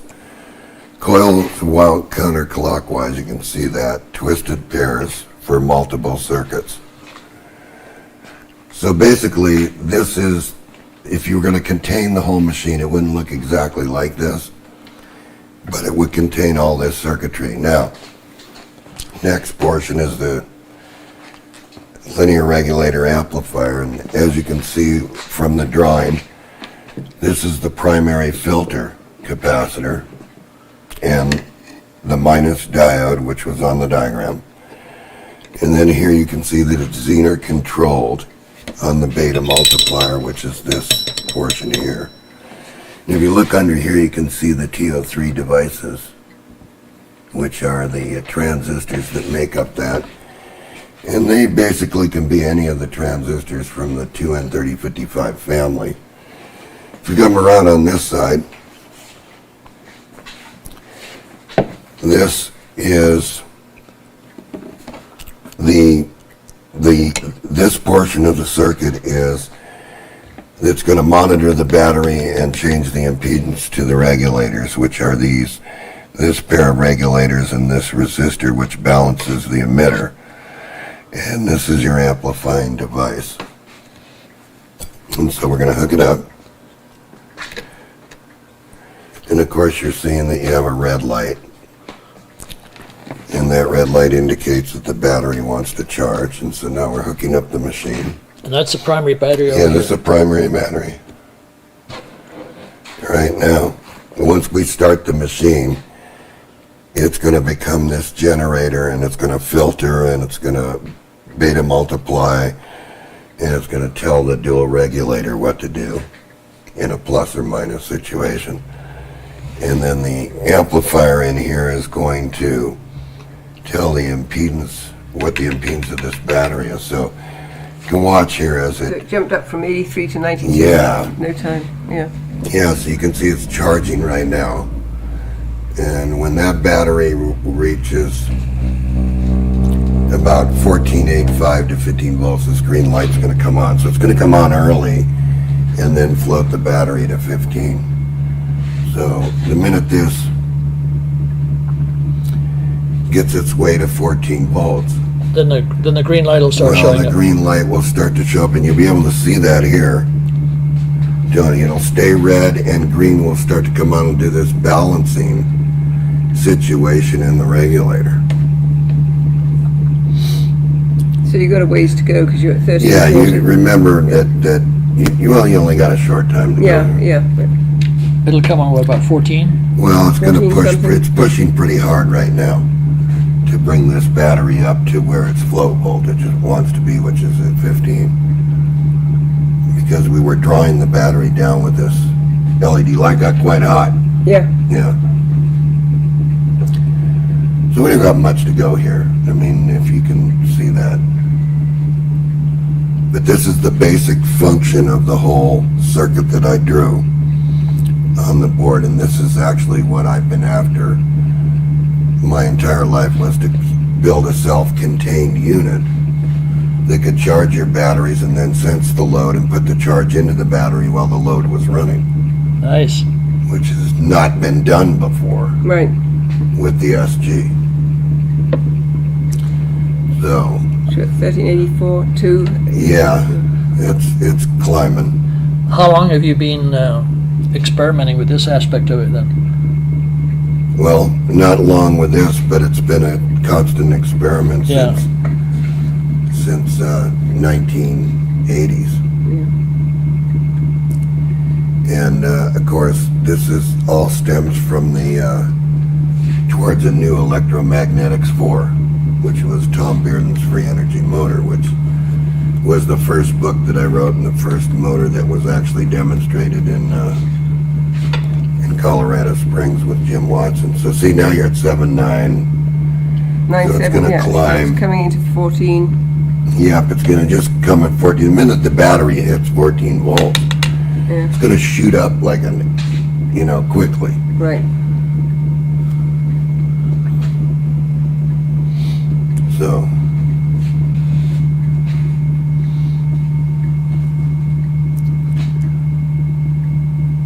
we left that on for quite a while, so we drew some current out of the battery.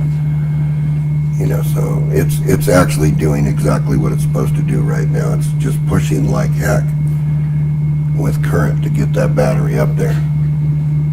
You can hear it in the machine. Mm-hmm. You can basically hear it buzzing. Okay. So what it's doing right now is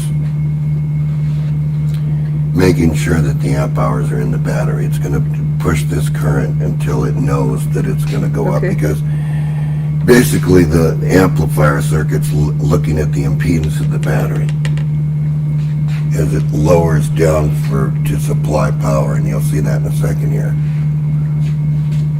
I can't see. What are we at on here? 1423. 1423, and I'm going to walk around here and get my paper towel. So what we want this battery to do is we want it to top itself off, and we want the green light to come on. And it's going to go pretty quickly now. Once it reaches halfway, it's going to go, shoot up. So we're at 1450. 35. 35, you're right, 37, 38, 39, 40. So now it's really starting to move. Mm-hmm. Right, it's starting to really put the power in there, and you can hear the machine speeding up, because it's approaching its top of the battery. Now it's more than halfway. Now it's really starting to go. See it? So at what point will the green light start coming on? Any minute. Well, watch. Any sec. Watch it. Now There there's you the go. balance. Now it's doing the balancing Right. routine where it says I need to float the battery up to its voltage, of which it's doing right now. See, so that green light came on and said basically your battery's charged enough to use. And then now we're going to approach 15 here, and then we're going to explain to you what's going to happen with this linear amplifier regulator.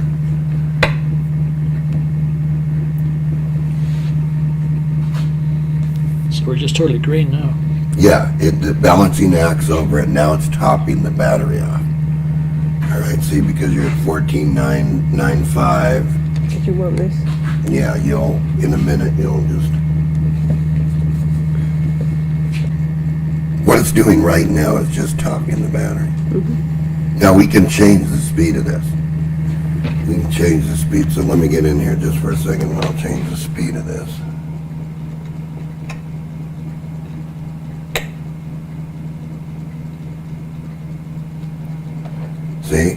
we just told it to really push. And so now what I want to do is I want to set this battery to about 1504. See? Uh-huh. So battery went right up there. Machine has enough power to do that. And now if you apply the load, Why did you do that? just to make it move up a little bit Okay. faster for Okay. filming purposes, Okay. give it a little bit more current than what it had. All right.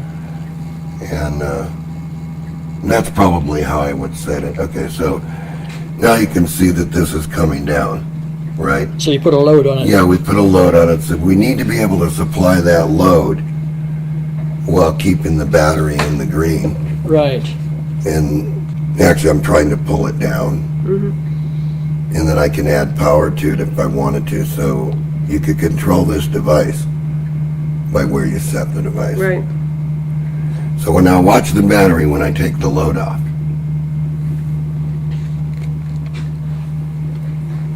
Popped right up to 1506 Yes, 1482 and it went up to 1506. immediately, Yeah. because the machine was supplying the load Right. and the battery's just floating along, not really doing anything. And if we leave it like this, Yeah. right, this number will increase over here, Yeah. but not much over 15.1, 15.2.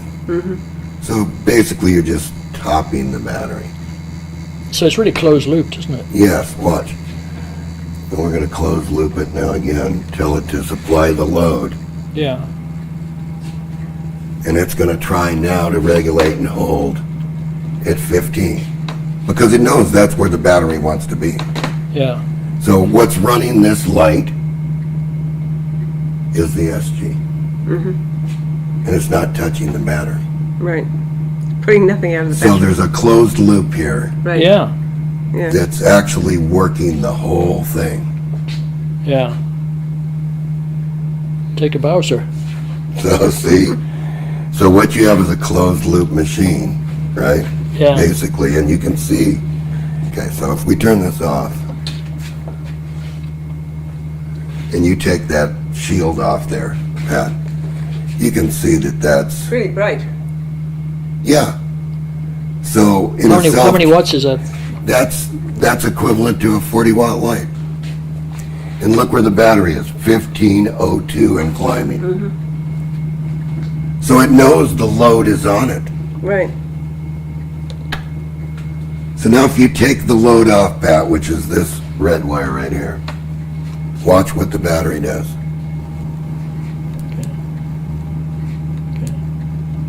I can't. Okay, 15 went from 1502 to 1508. Yeah, and see, it just knows to top the battery and leave it Right. there. It's just putting back what wasn't there.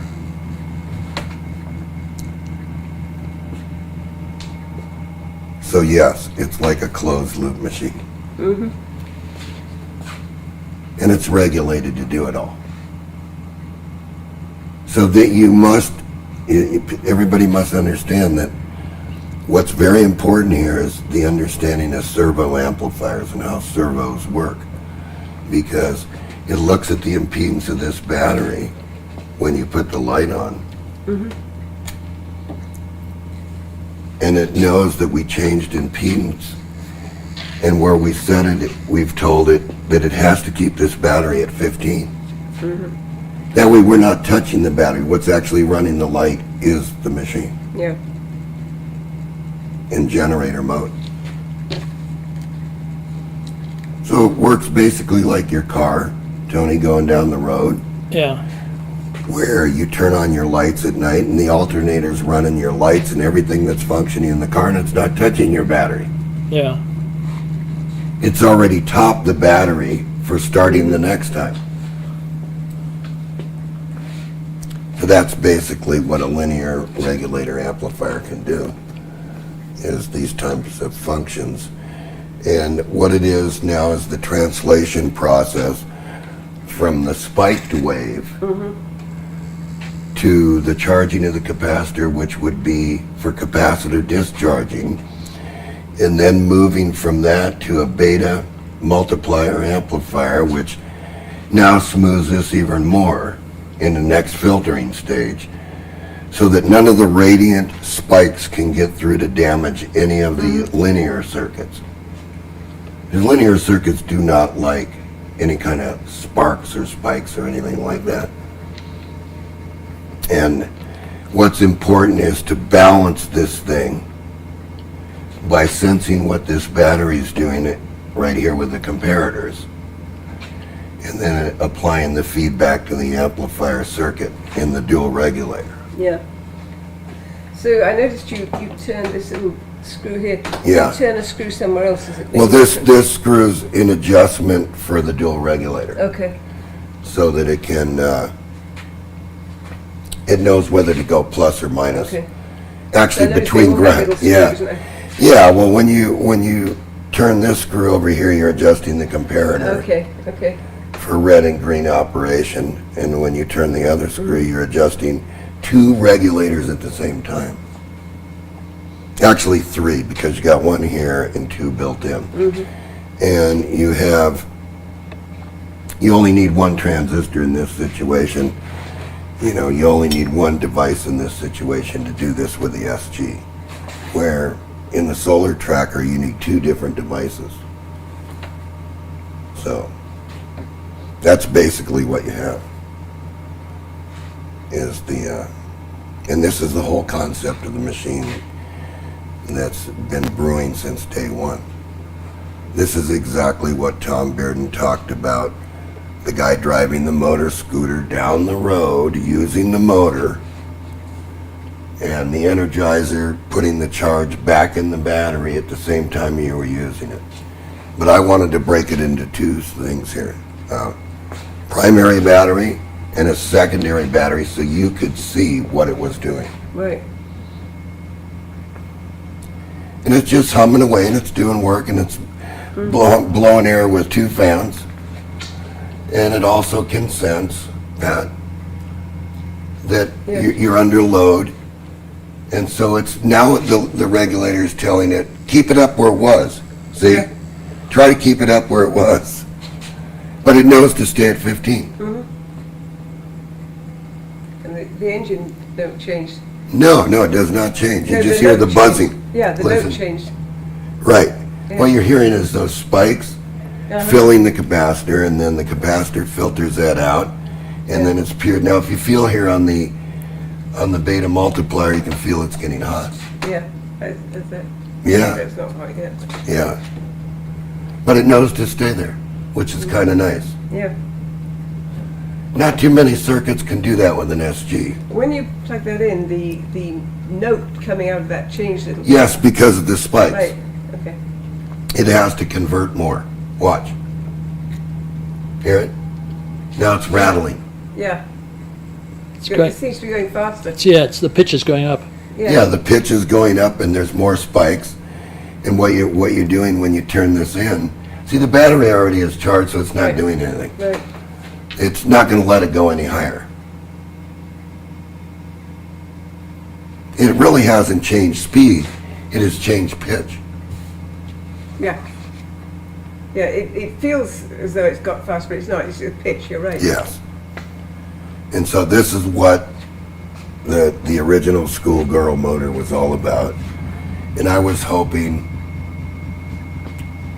within the last 20 years of me screaming about this, somebody would have figured out how to do this. Has it been 20 years? It's been a long time. Yeah. It's been since when I first started working on a concept on one of these motors was in the late 70s.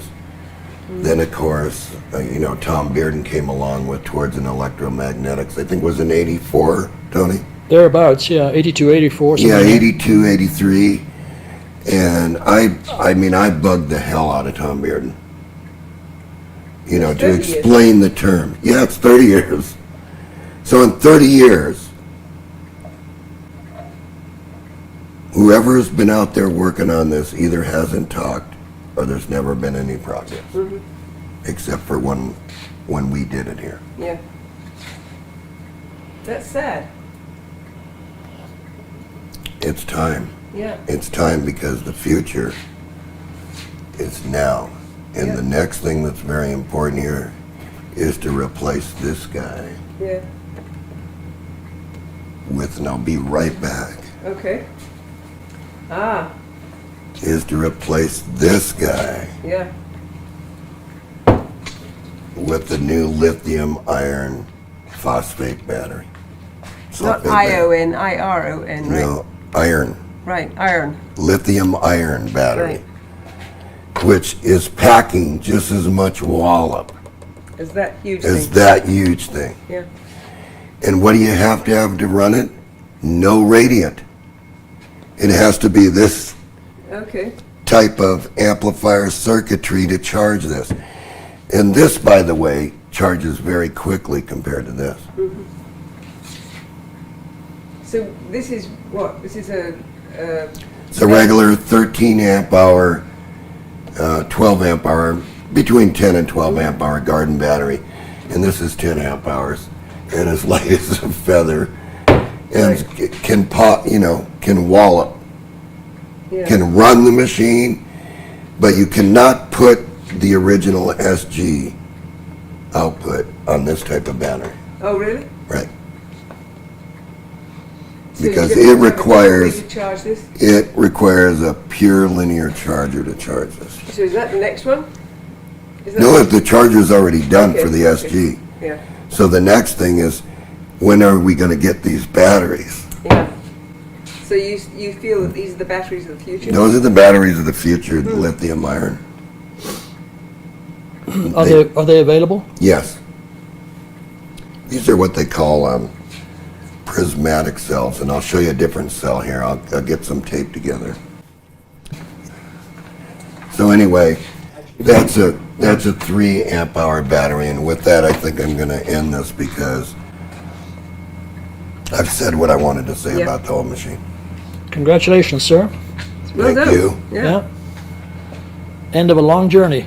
Yes, it is. After many years of this. And that concludes the story of the development of the SG motor, I guess, too. At this point in time. Right. Yeah. Stay tuned.